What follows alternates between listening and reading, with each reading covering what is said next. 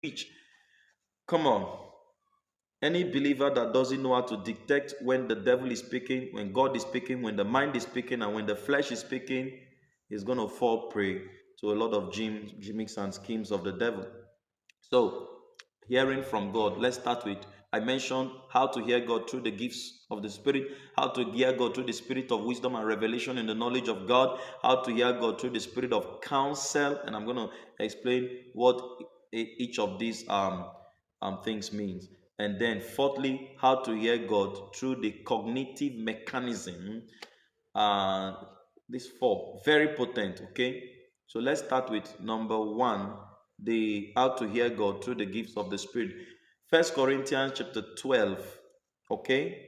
And from verse 2 to 3 mentions some of the gifts of the Spirit. And he said, to one is given the word of wisdom, and to another the word of knowledge. So now, there are gifts of the Spirit that reveals the mind of God. And number one gift of the Spirit that reveals the mind of God is the gift of the word of knowledge. Number two gift of the Spirit that reveals the mind of God is the gift of the word of wisdom. And number three gift of the Spirit that reveals the mind of God is the gift of prophecy. And number four gift of the Spirit that reveals the mind of God is the gift of interpretation of tongues. And number five gift of the Spirit that reveals the mind of God is the gift of discerning of spirit. These five mechanisms or five gifts of the Spirit can enable you to hear the voice of God. My next video, I'm going to break them one by one for you to understand.